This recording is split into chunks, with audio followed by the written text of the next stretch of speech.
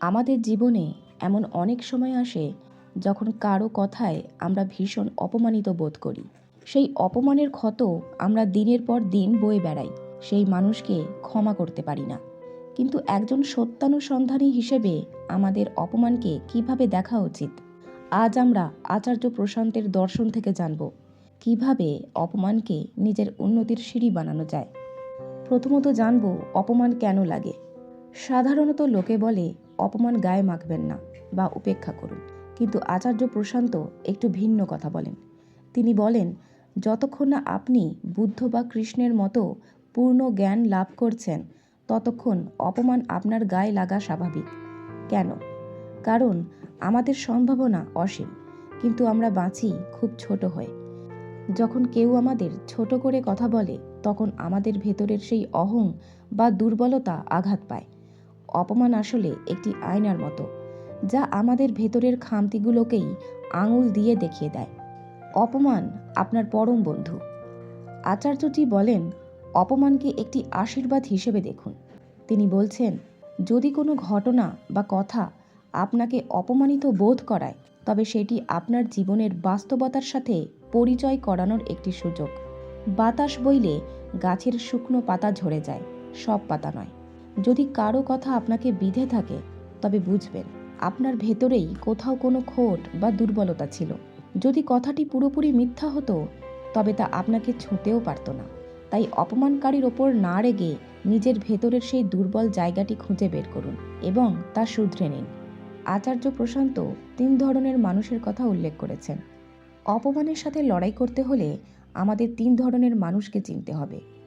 প্রকৃত হিতৈষী।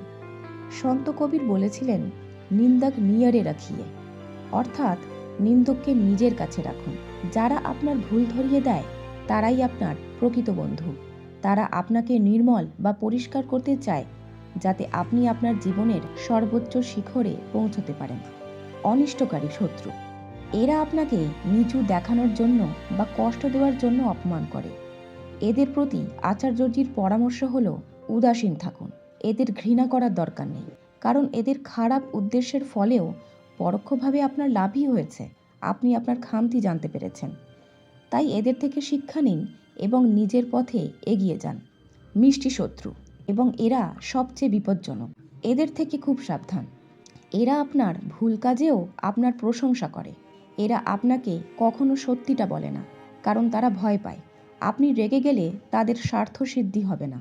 আচার্য প্রশান্তের মতে এই চাটুকাররাই আপনার প্রকৃত শত্রু, কারণ এরা আপনার উন্নতির পথ বন্ধ করে দেয়। বাইরের ঝড়কে থামানোর ক্ষমতা আমাদের নেই, কিন্তু নিজের শিকড় শক্ত করার ক্ষমতা আমাদের আছে। বাইরের মানুষ কি বলছে তার ওপর আমাদের নিয়ন্ত্রণ নেই, কিন্তু নিজের ভেতরের শক্তি বা চেতনা বাড়ানোর ওপর আমাদের পূর্ণ নিয়ন্ত্রণ আছে। নিজেকে এমনভাবে তৈরি করুন যাতে কোনো তুচ্ছ কথা আপনাকে টলাতে না পারে। এখন থেকে কেউ আপনাকে অপমান করলে নজর অন্যের ওপর নয়, নিজের ওপর দিন। ভাবুন, এই ঘটনা থেকে আমি নিজেকে আরও উন্নত কিভাবে করতে পারি। যখন আপনার পুরো মনোযোগ নিজের উন্নতির দিকে থাকবে, তখন মান অপমান আপনার কাছে অর্থহীন হয়ে যাবে। নিজের ওপর কাজ করুন, জেগে উঠুন। আজকের এই ভিডিওটি আপনার জীবনের দৃষ্টিভঙ্গি বদলে দিলে লাইক দিন এবং প্রিয়জনদের সাথে শেয়ার করুন। বোধের আলোর সঙ্গে থাকুন। ধন্যবাদ।